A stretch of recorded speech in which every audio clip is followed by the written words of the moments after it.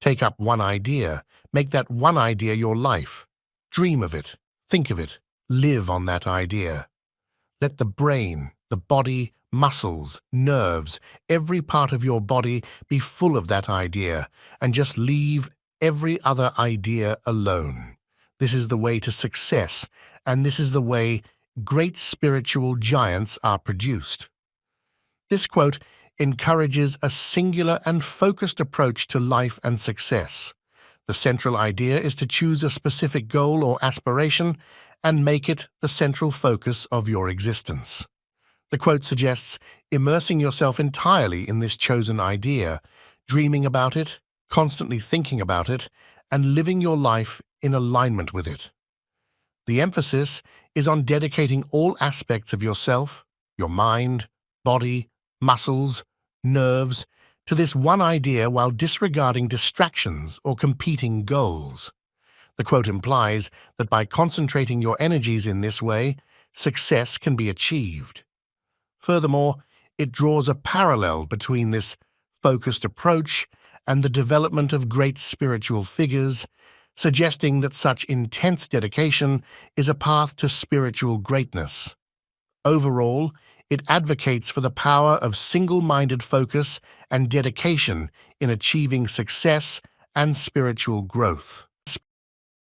Was there ever a more horrible blasphemy than the statement that all the knowledge of God is confined to this or that book? How dare men call God infinite and yet try to compress him within the covers of a little book? This quote criticizes the notion that all knowledge of God is limited to a particular religious text or scripture. Swami Vivekananda expresses strong disapproval of the idea that the infinite and boundless nature of God could be confined within the pages of a single book.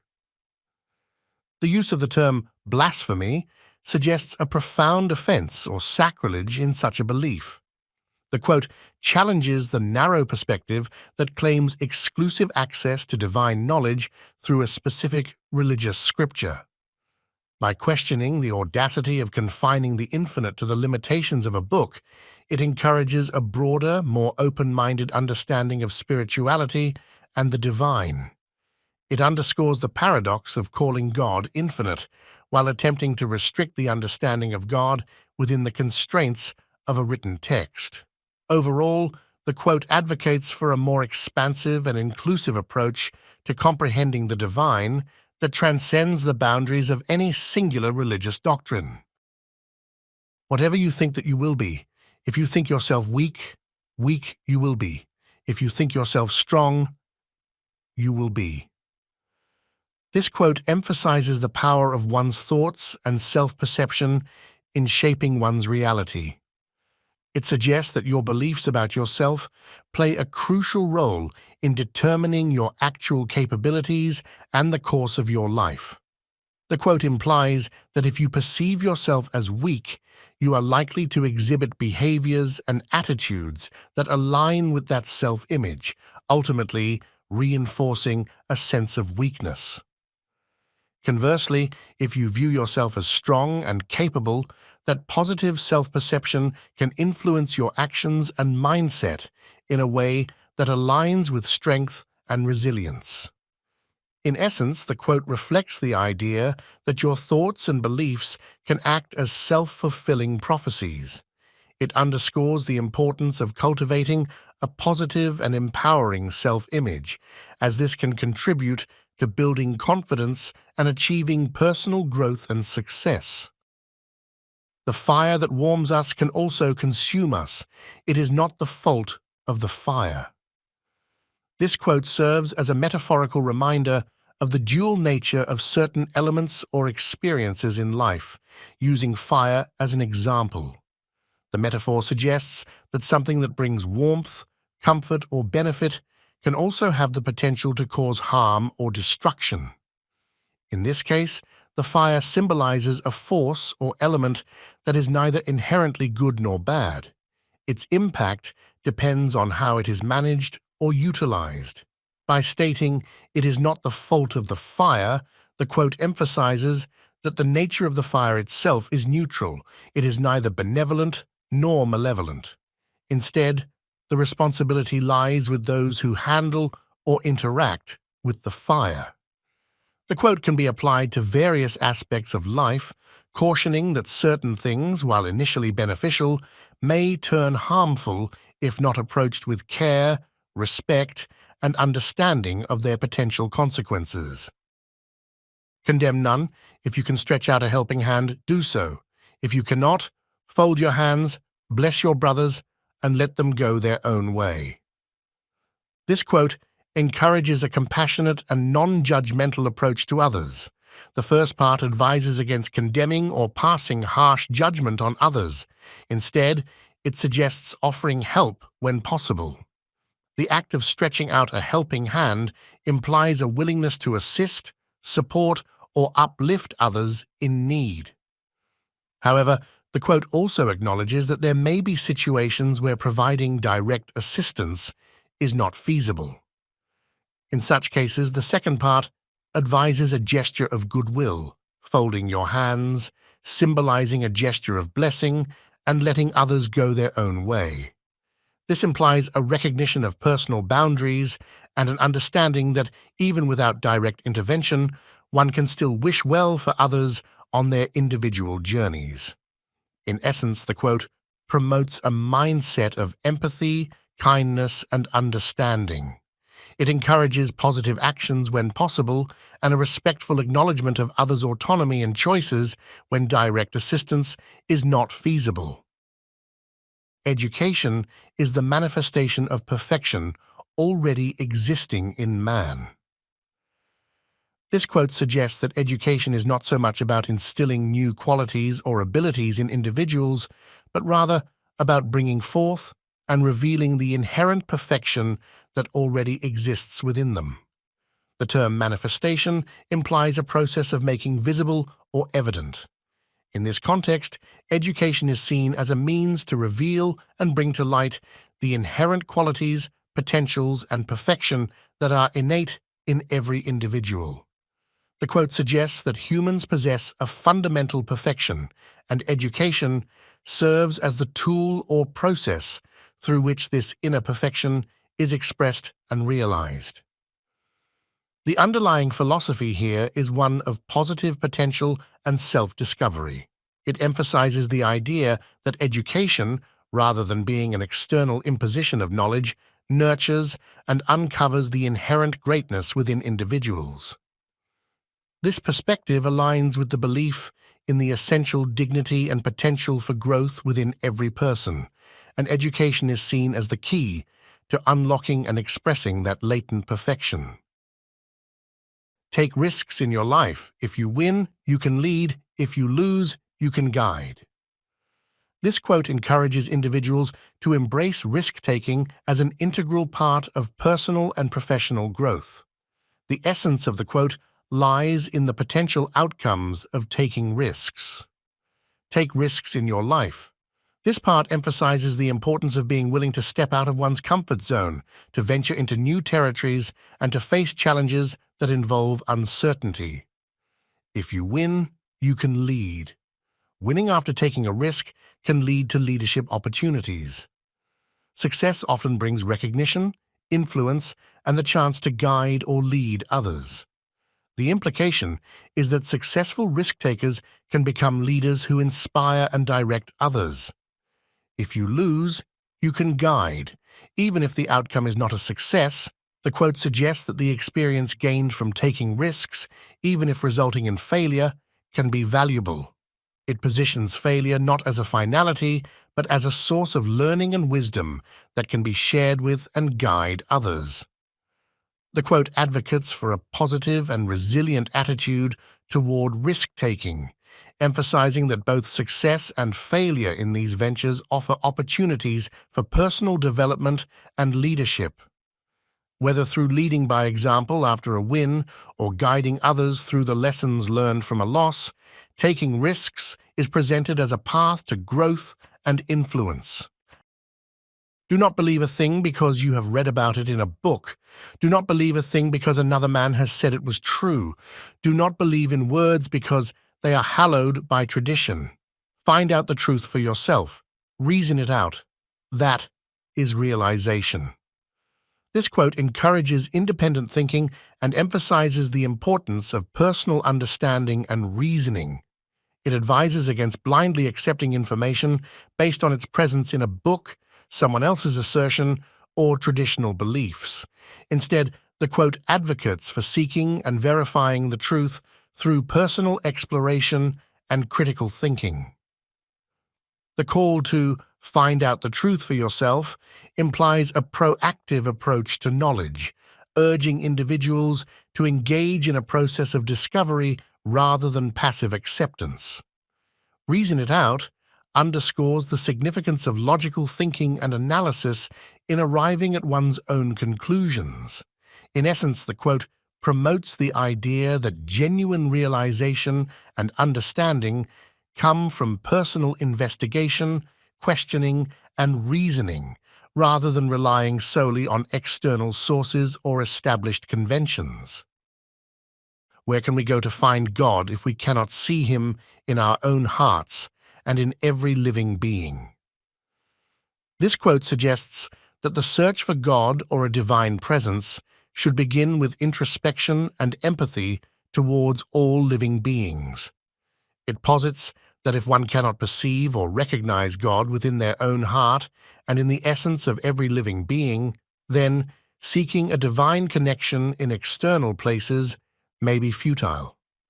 The quote emphasizes the idea of a universal and immanent God, one that is present within each individual's heart and in the essence of all life.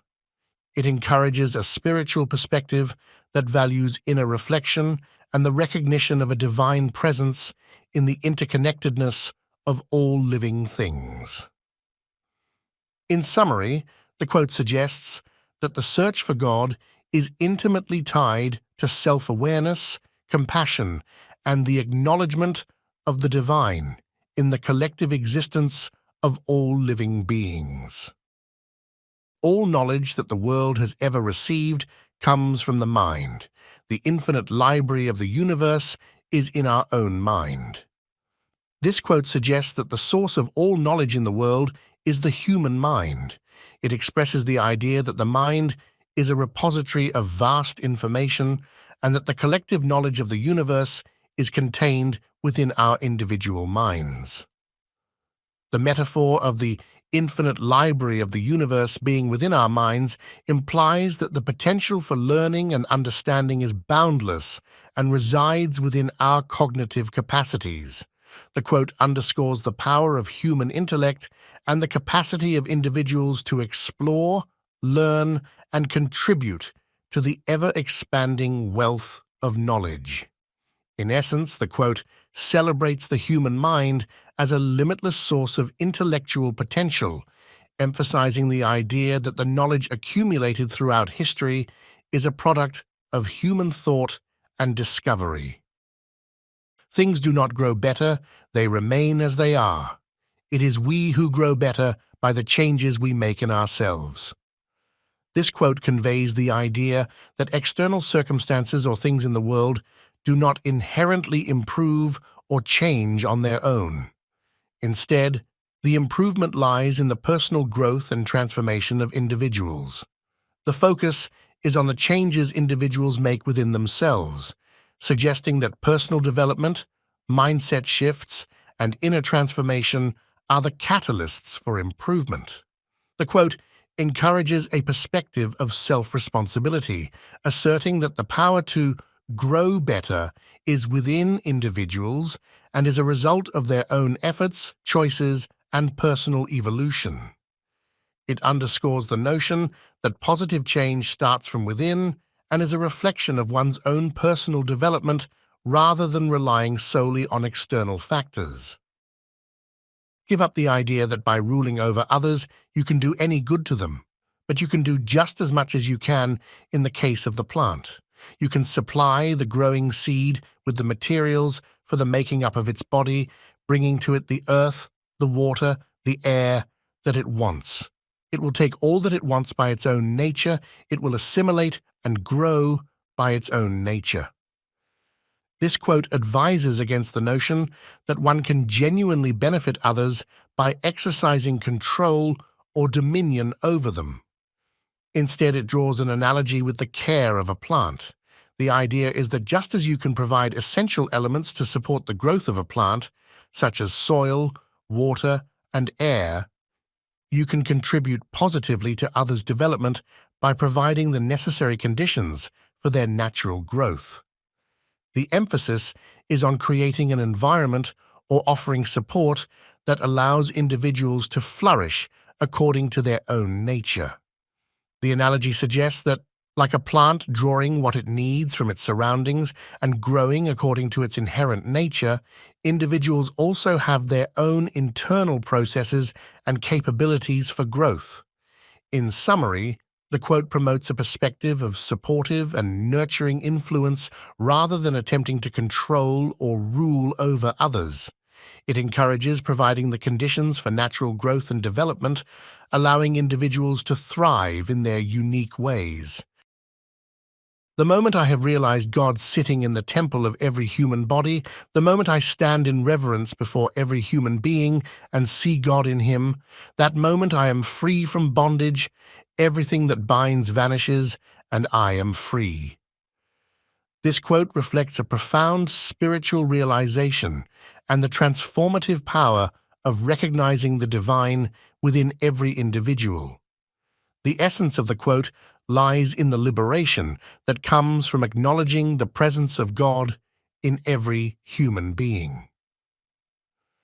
The key points of the quote can be summarized as follows: realizing God in every human body. Swami Vivekananda suggests that the moment they understand or become aware of the divine essence within every person, it brings about a significant spiritual realization, standing in reverence before every human being. This part emphasizes the attitude of deep respect and honor toward each individual, recognizing the sacredness within them, seeing God in every human being. The profound shift here is in perceiving the divine presence in every person. This perspective suggests a universal interconnectedness and a shared spiritual essence among all individuals. Freedom from bondage. The ultimate outcome of this realization is liberation. The speaker suggests that by seeing and revering the divine in others, all forms of bondage or limitations disappear, leading to a state of freedom. In summary, the quote conveys the idea that recognizing and respecting the divine within every human being is a path to spiritual freedom and liberation from the things that bind or limit us. It promotes a perspective of interconnectedness and reverence for the sacredness inherent in every individual. Blessed are they whose bodies get destroyed in the service of others. This quote expresses a spiritual or altruistic perspective, suggesting that those who dedicate and sacrifice their physical well-being in the service of others are considered blessed or fortunate. The meaning can be broken down as follows: blessed are they. The quote implies a sense of divine favor or spiritual fortune bestowed upon a certain group of individuals, whose bodies get destroyed.